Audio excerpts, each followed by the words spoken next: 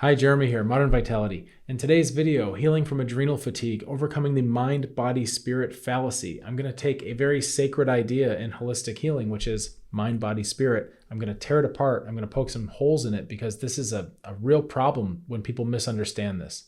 There's a big fallacy here, and I've seen it slow people down. I've seen it keep people stuck in illness, and it's all because of misconception. I know I'm kind of challenging like a sacred narrative in the holistic healing world, but believe me, when we come out the other side of this, you're going to be a lot happier that you learned these distinctions. So let's get started.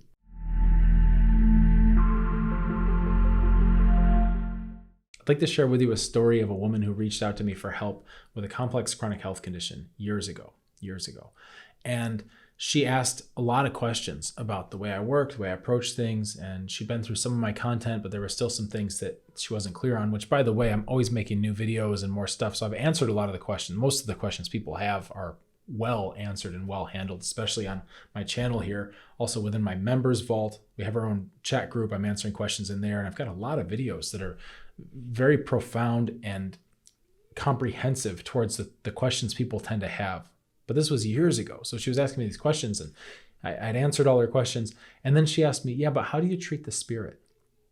I understand about how you're doing all these things with the body and the health of the body and how to handle pathogens and all the points that I make, right? All the things I'm always talking about, how to get the immune specificity, going through a 4-stage systematic process, right? Which is kind of unique to have a plan where you go immune, digestive, neuroadrenal, blood circulation, 4 stages in order, following the graduation signs that your body gives you. It's a very systematic way to heal, right? It doesn't leave a lot to chance that way. We have it organized in a way that makes sense. It feels right, which is good. So she had an understanding of all that, right? But then she said, how do you help the spirit? How do you help heal the spirit? Okay. So we're going to come back to this question, because the question she asked me, it became a revelation for me, because what I realized was that the frame she had, the assumptions she was making, were automatically limiting her progress. So we're going to come back to this. Okay. And I get it. Where we have to really start is with conventional medicine and people being treated as just a physical machine, right? You go to conventional medicine, and this, like, honestly, this isn't a slam against doctors. I've got a lot of friends that are doctors. I've got colleagues that are doctors. I train doctors, right? I work with these people. They're wonderful, wonderful humans for the most part. All the ones I meet they have huge hearts, right? They're very well intentioned. They're smart. They're caring people. Usually doctors, especially like Western MD type doctors, right? They're more stuck in a system, in a paradigm that doesn't allow them to practice medicine oftentimes the way they would like to, or the way that, could best benefit the patient, right? It's a system problem. It's not necessarily a doctor problem. So when I talk about doctors and the shortcomings, I'm really not picking on doctors, because they're stuck in a system. They don't have a lot of choice and free will, unfortunately, right? So when you go to the doctor, typically they'll have this kind of reductionist lens that they have to put on you, and people start to feel like they're getting treated dehumanized, right? They're getting treated like a machine. And this is one of the pitfalls with that type of medicine, because we have so many chances to actually help someone heal, but we miss those chances because we're just reducing them to mechanical, right? Ignoring the spirit, ignoring the actual human in front of you. And this is the problem that most patients have, especially with complex chronic health conditions, is that they've been kind of jostled through this system, this health system, right? This medical system. And all along the way, there's been no real humanity to it, which I get. I understand. I understand being frustrated with that. I understand being disappointed with that. I'm disappointed with that too. But this is our baseline. This is where we're coming from.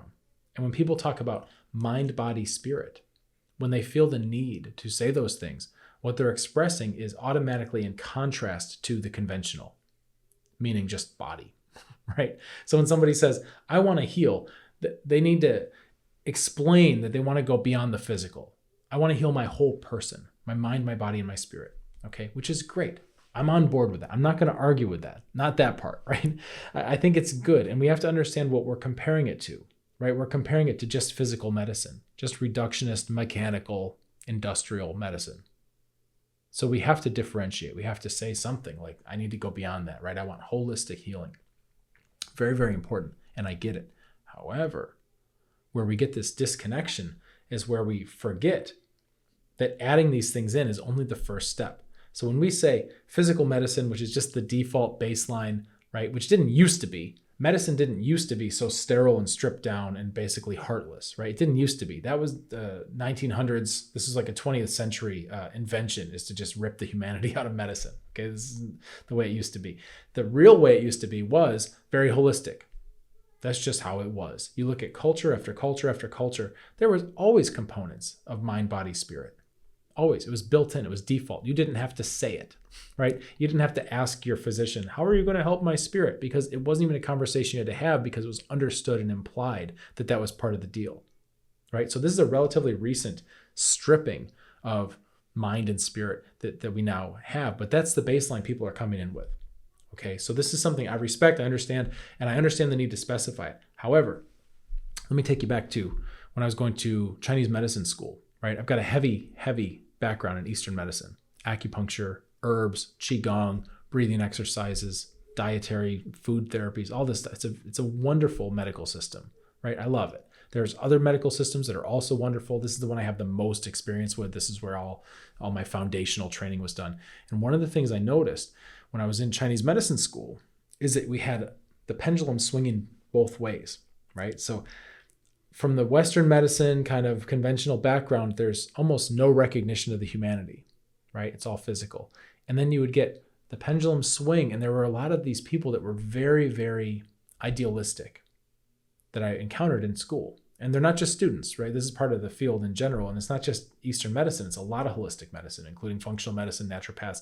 Like there's a lot of folks that land on this kind of far other side where it's very much about mind and spirit and kind of less concern about the actual physical body. Both of these extremes are missing the point, right?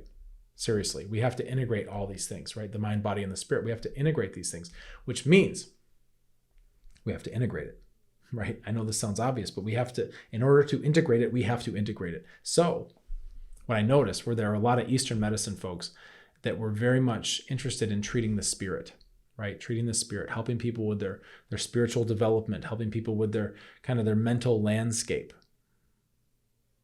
And they would look down on the other people in Chinese medicine who are training for more what you'd consider orthopedic or more physical medicine. So when you think of acupuncture, for example, you might think of shoulder pain, right? Oh yeah, it's good for athletes, good for baseball pitchers, right? They have shoulder pain and we can do something about this. Yeah. And then there are other times you might think of acupuncture and you think, oh, it's good for relaxing and stress and things like that, where it's somebody needs to just lay down and just basically get their whole parasympathetic nervous system just like smoothed out, right? Which is it?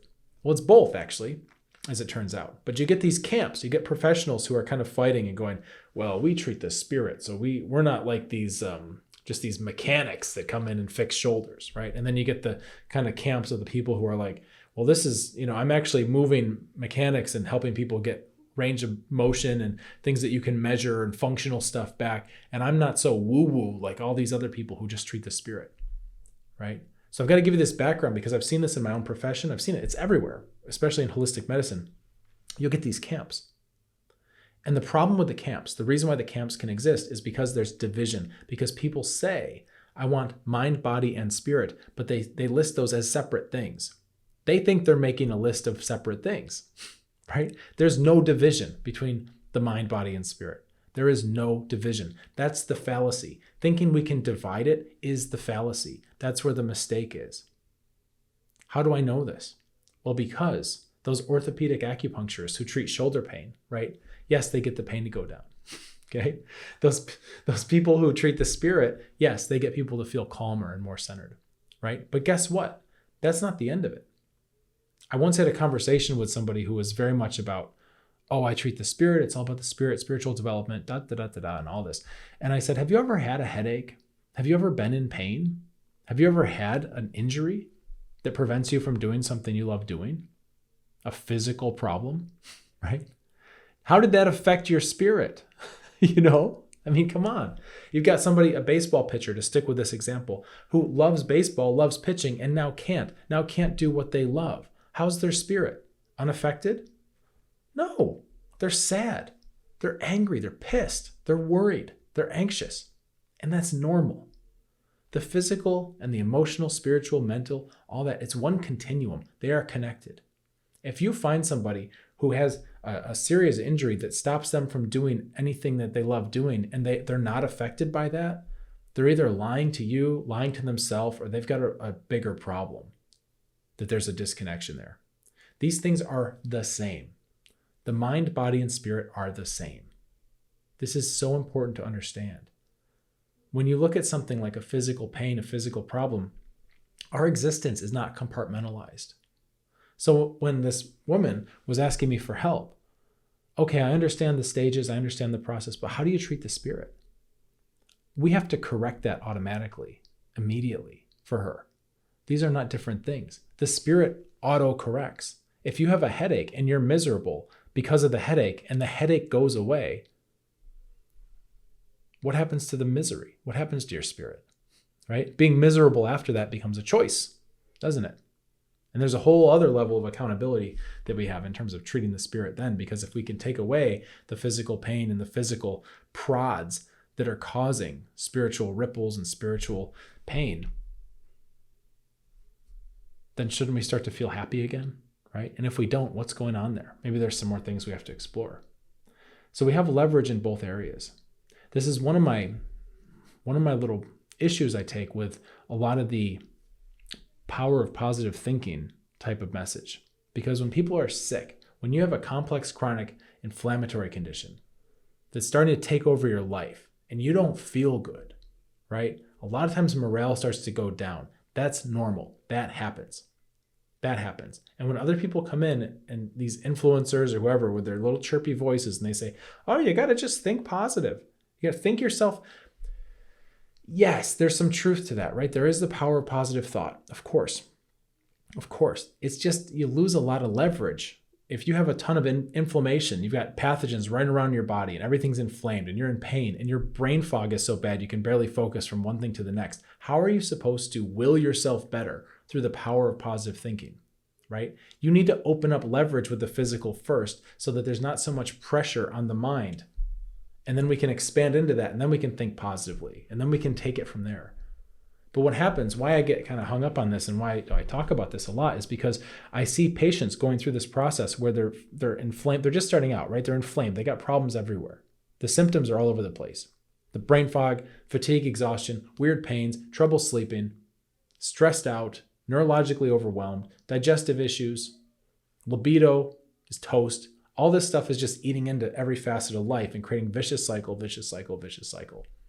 right? And then you get some chirpy influencer going, oh, you got to think positive. That's your problem. You got to think positive. Think yourself to help. And they think, well, there must be something wrong with me if I can't muster enough positivity to overcome all this, right? And then that creates more bad morale, more mojo leaking out. Because we think, oh, well, these people seem happy and healthy, and they said I've got to think positive. And I just, no matter what I do, no matter how much gratitude practice, no matter how much journaling, no matter how much manifesting and all this stuff, I just can't seem to move the needle on my health. Right. It's the wrong tool for the job.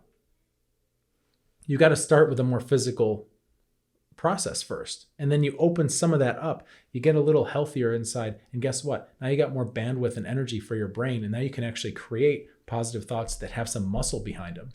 And you can start to do that. And now you get the virtuous cycle going where the body's getting stronger and the mind's getting stronger, right? And this ideally is they're going to feed each other, right?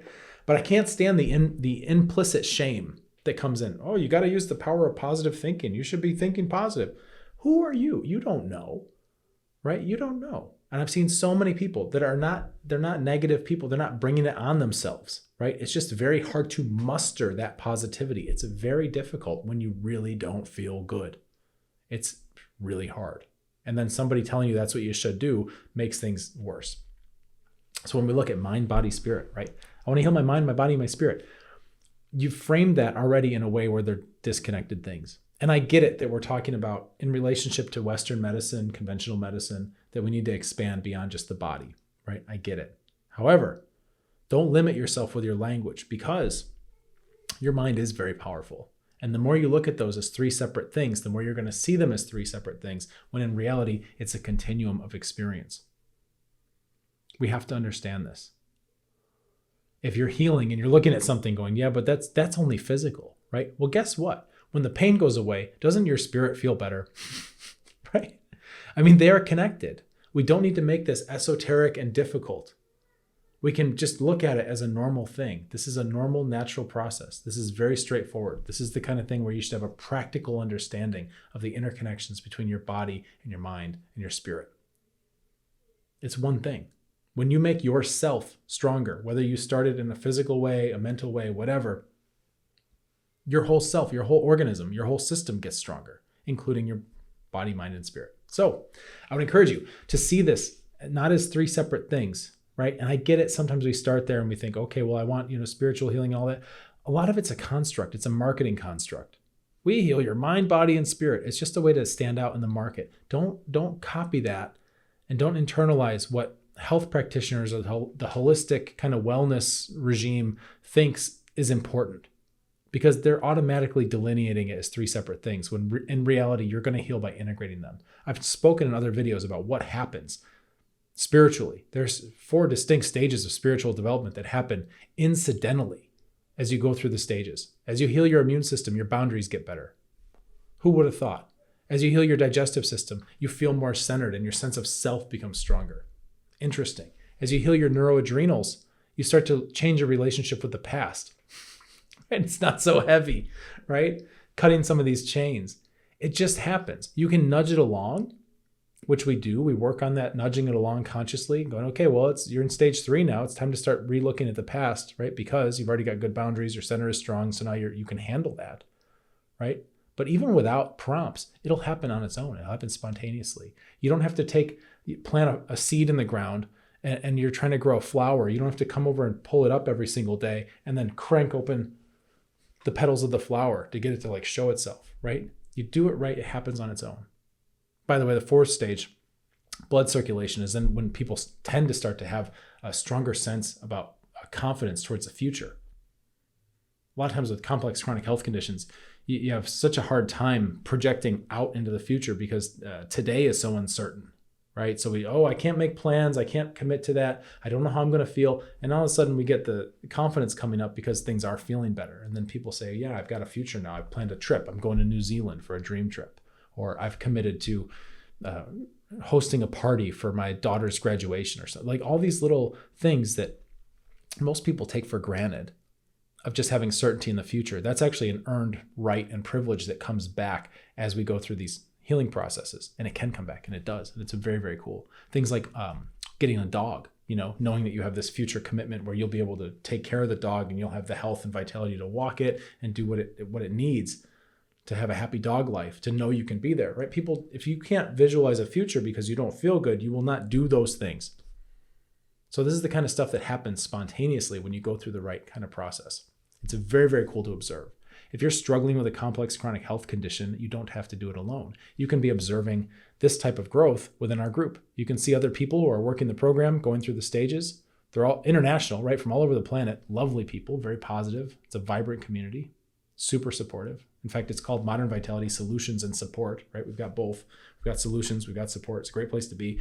It's a chat group, right? It's off of big tech. We're not on Facebook or any of that stuff. We've got our own private group where we can have conversations. I can say whatever I need to say unfiltered without fear of censorship and the internet gods coming to deplatform me. It's wonderful. It's a liberating place to be. I would encourage you to join. It's free. There's an application in the description below this video.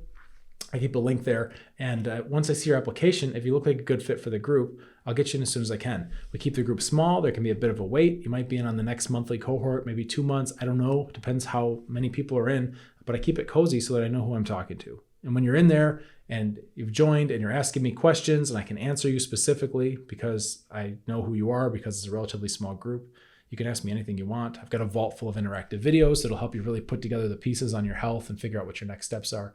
There's nothing like this. So it's free. I would encourage you to join. And in the meantime, you might consider subscribing to this channel, liking this video. It's good for your mind, body, and your spirit. Oh, wait, that's just one thing. It's good for you, right? You, the human, having a human experience, right? It's a holistic thing. We don't have to separate all this stuff. All right, I hope this helps you. Let's get you feeling better. Cheers.